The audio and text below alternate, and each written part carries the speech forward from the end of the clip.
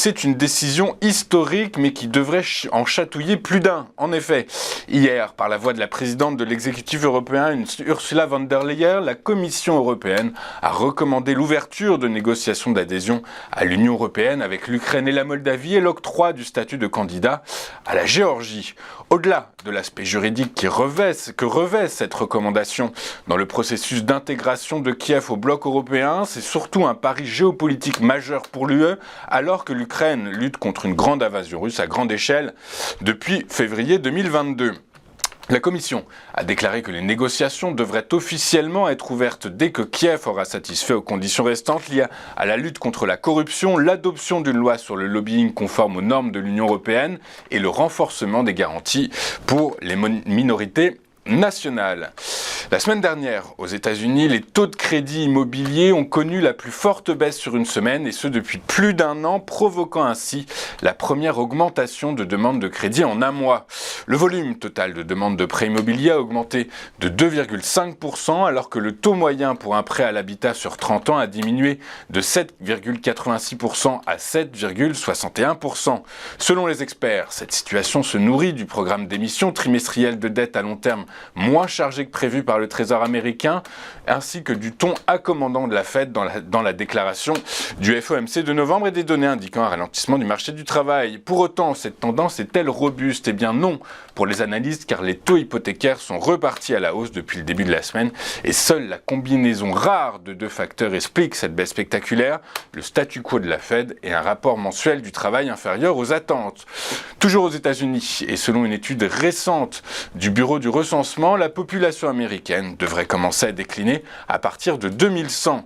La hausse du taux de mortalité conjuguée à la baisse de la natalité rend l'oncle Sam désormais dépendant de l'immigration.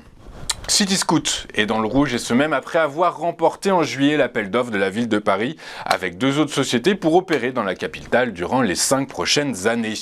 En cessation de paiement, le service de scooter électrique en libre service de la capitale a demandé la protection du tribunal de Paris, et ce mercredi 8 novembre 2023. La société, qui compte 2500 véhicules dans les rues parisiennes et 168 salariés en France, explique dans un communiqué avoir besoin de nouveaux fonds pour financer sa nouvelle flotte de scooters électriques qu'elle compte déployer progressivement en 2024. Que s'est-il passé hier sur les marchés financiers ? Eh bien, en Europe, les marchés financiers ont terminé sur une note mitigée.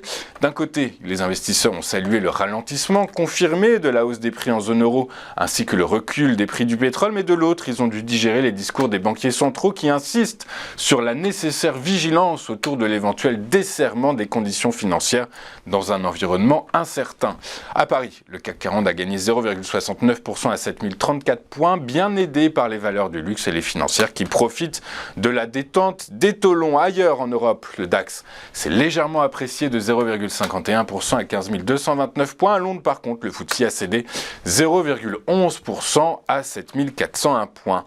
Aux États-Unis, les principaux marchés actions finissent sur une note prudente. Les investisseurs sont restés sur la défensive après les non-propos de Jérôme Powell hier, propos sur lesquels nous reviendrons dans un instant avec notre invité, M. Christian Parizeau. Le Dow Jones a reculé de 0,12% à 34 112 points. En revanche, le S&P 500 a gagné 0,1% à 4 382 points. Le Nasdaq Composite s'est lui étoffé de 0,08% à 13 650 points. En Asie, ce matin, la bourse de Tokyo a fini dans le vert, bien aidé en cela par le secteur de l'énergie. Le Nikkei a ainsi pris 1,49% à 32 646 points.